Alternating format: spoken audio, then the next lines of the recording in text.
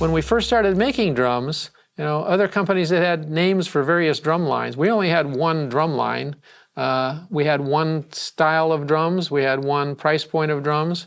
So I figured these are going to be collectible. So we call them the Collector Series. Well, when you talk about collectible, you and I were together at a store or something. No, we were doing some event. And they said, yeah, I've got a vintage DW kit. And you looked at this guy like, what do you mean vintage? Are we vintage now? That's true. I guess we are. 50 years is gone by almost like a blink of the eye in some cases. It seems that way. When I thought about this, the notion that this is 50 years later, it's a little frightening sometimes to think that way. But at the same time, I can't think of anybody else in the world I would rather go through that 50 years than with you.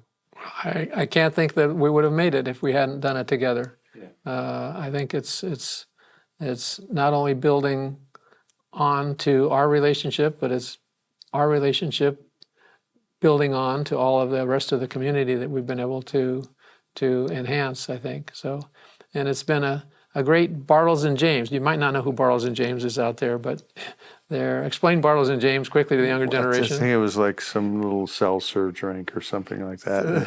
And these two guys were in rocking chairs on the porch, and it just struck me as that's Don and myself.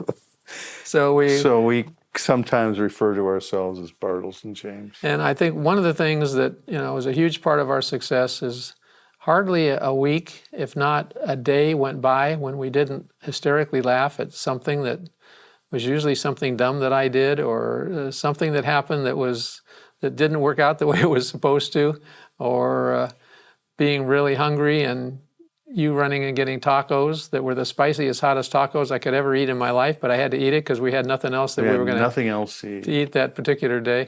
So you look back at those things, and I can think of a million of them now that are just you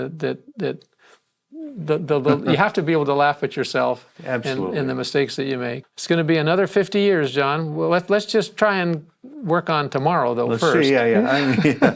Tomorrow's a challenge. Tomorrow will be a fun one, though, as each tomorrow is. Yeah. I can tell you this. You'll love the tree I bought this morning, but to take a tree and turn it into a musical instrument. I mean, lots of times, you think about shelter, furniture, but a musical instrument, I think that's honoring the forestry that I go through with all these people that now have taught me so much, and conservation and replanting and replenishing and all this. It's so important, but we turn it into beautiful instruments. And those relationships that I've garnered through the years will be there, forever. I mean, and they've become friends of mine. Now, when they come to the United States, some of them stay with me at my house, and it takes years to get those kind of things going. And that relationship, yeah, that's part of the key of our success is you buy the tree and I'll water the tree. Exactly. So we keep it going.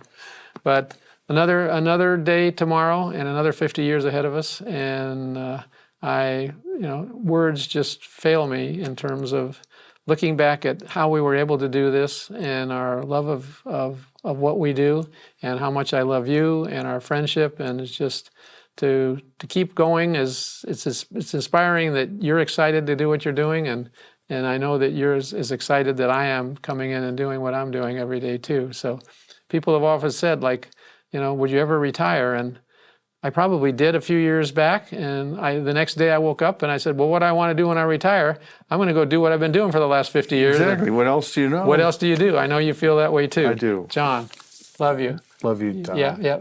To 50 more years here and beyond. And thanks for the 50 that we have. And to you.